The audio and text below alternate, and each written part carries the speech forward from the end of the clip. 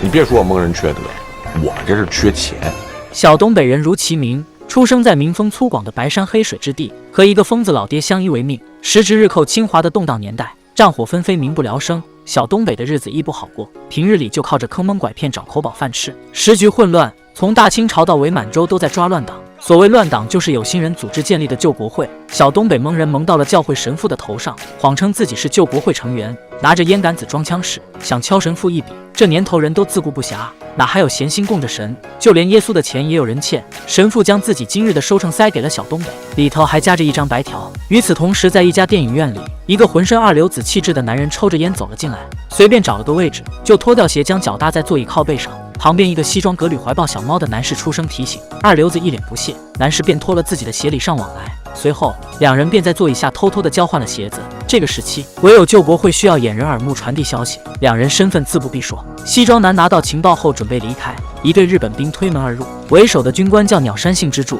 他得到情报前来清剿乱党。二流子和西装男先后暴露，一死一被捕。再说回小东北，他前脚离开，神父后脚就发现上当报了警。小东北在大街上被人按住，算算他也武进宫了。局长五哥正愁抓不到救国会完不成业绩，便要拿小东北顶数。小东北一通逢迎拍马上供，拍着胸脯说这个忙自己帮定了。接着他就被送进了牢房，此时牢房里还关着电影院里的西装男，他被打得浑身是血。和这些我以我血溅轩辕的有志之士比起来，小东北坚信好死不如赖活着。他捡起西装男被扔在一旁的衣服鞋帽，通通套在了自己身上。小东北大摇大摆离开警局，门口两个大汉一路跟着他进了巷子。两人掏出刀，却没打算劫财，也没打算劫色，只是脱下小东北的衣服搜了一番，正准备检查他脚上的鞋时，被疯子老爹和房东打岔蒙混了过去。小东北脑子还算灵光，他好奇两个大汉到底想要什么，翻翻找找，还真让他发现了藏在鞋底的字条，上书黄金10日夜到大和银行，顾县民择约。这时白天两个劫道的大汉杀了个回马枪，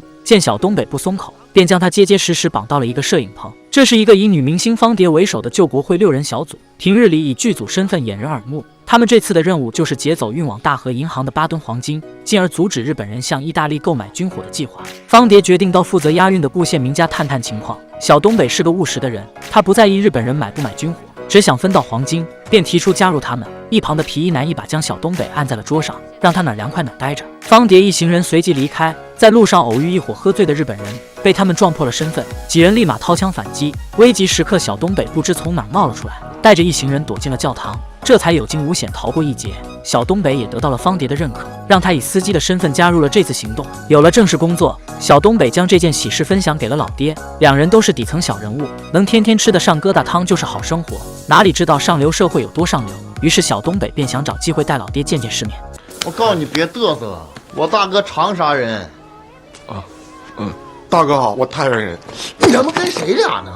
我告诉你，我大哥经常杀人。机会很快出现，上任财经部部长的顾县民大宴宾客，方蝶便借参加晚宴的机会来到顾县民家。宴会上觥筹交错，衣香鬓影，日本军方司令横路和一众军官也到场庆贺。席间，方蝶借口换衣服来到了顾县民的书房，打开窗子将皮衣男放了进来。两人一顿翻找，终于发现了押运黄金的路线图，但他带的时间太久，未免露出破绽，只能先将地图放回原位。就这么一会功夫，楼下的小东北就闯了祸。他将老爹藏在后备箱带进了宴会，想让老爹也体验一把上流人士的生活，没成想却被人发现偷了宴会上的银勺子。小东北将女孩拉到角落，动手威胁她别出声。女孩哪会受他威胁，马上大喊抓贼。正在一旁胡吃海塞的疯老爹听到，立马说自己儿子不是贼是革命党。此话一出，满堂寂静。和司令一起来的鸟山马上来了精神，眼看小东北就要血溅当场，他急忙掀开衣服拿出银勺子，承认自己就是小偷。方蝶也出面打圆场，鸟山却不肯善罢甘休，问老爹他儿子究竟是什么人。老爹坚持自己和儿子都是革命党，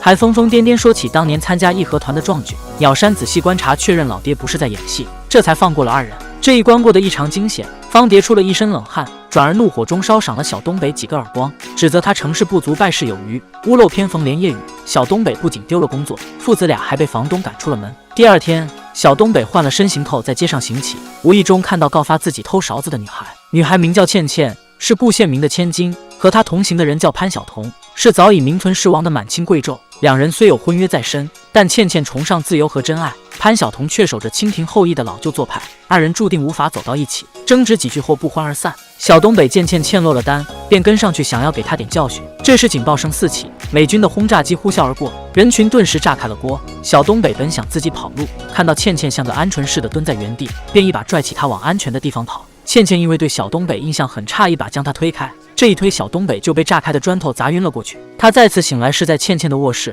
本想敲她一笔就开溜，却意外发现倩倩就是顾宪明的女儿。小东北马上改变主意躺了回去，然后趁倩倩离开的空档来到顾宪明的书房。这书房就像公共厕所，谁都能轻易进来，机密文件也大大方方摆在那儿等着人去看。小东北本想带走图纸，但很快就反应过来拿走会被发现，一旦被发现路线就会更改，于是他随手拿了张照片想将图纸画在背面。这时倩倩发现了鬼鬼祟祟的小东北，问他偷了什么赶紧交出来。小东北将手里的照片交了出去，倩倩一看发现是自己的照片，就支支吾吾问他是什么意思。小东北打蛇随棍上，马上把话题引到了倩倩想的那方面，然后就是一通土味表白加黑道混混爱上我的戏码，成功俘获了倩倩的芳心。小东北带着自己画的地图找到方蝶几人，再次加入了劫金计划。兵贵神速，有了路线图，方蝶一行人迅速联络了军火贩子，没成想出师不利，只买回几箱子鹅卵石。你们革命党，我街溜子党，不是一党，别坐一船。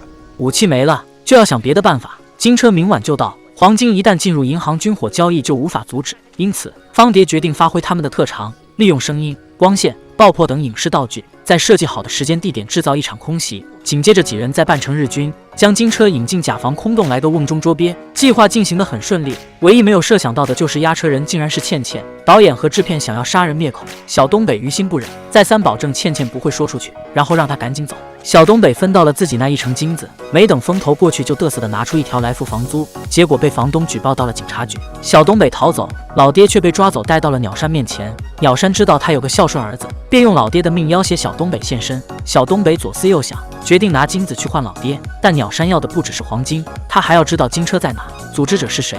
为了能活着走出去，小东北犹豫再三，带着鸟山来到藏金车的摄影棚。他以为鸟山会信守承诺，只找金子不追究人，没想到他还是将方蝶一行人引来一并抓获。小东北想阻止他们将人带走，但这一举动无异于螳臂当车，以卵击石。日军很快就将小东北制服，准备立刻开枪打死他。千钧一发之际，老爹神威大发，平日里扔不准的金镖这次好像长了眼睛。老爹快速杀到了鸟山身边，将他劫持，一行人这才逃出升天。他们逃到教堂，老爹求方蝶一行人放过小东北，之后便重伤身亡。一行人在收音机里听到了意大利公使的行程消息，他会在参加完倩倩和潘晓彤婚礼之后，在大和银行和日方进行军火交易。到了这个地步，方蝶决定一不做二不休，杀了公使。小东北则准备杀了鸟山，替自己老爹报仇。他找军火贩子用8吨黄金的消息换了一把枪，然后请求倩倩帮自己混进婚礼。没成想方蝶一行人也出现在了婚礼现场。小东北看到鸟山进场后，瞬间被恨意冲昏了头脑，拔出枪就要取其性命。方蝶一行人也火速出击，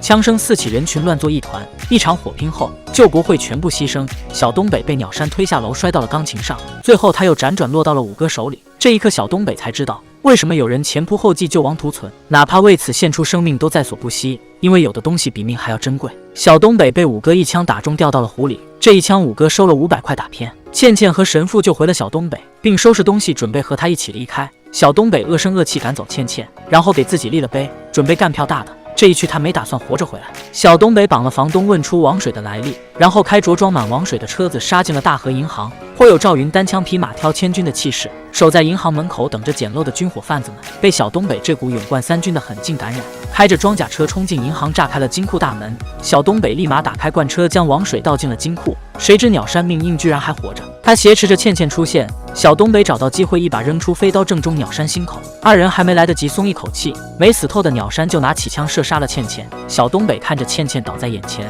怒从心头起，恶向胆边生，抓起鸟山将他扔进了满是王水的金库。后来了无牵挂的小东北参加了地下党，在电影院接头的他看到了荧幕上留存的倩倩的身影，那是他来看自己时被导演拉着客串的一段戏。也许在倩倩死后的每一天，小东北都在后悔最后和他说过的一句话是我不爱你，可是怎么不爱呢？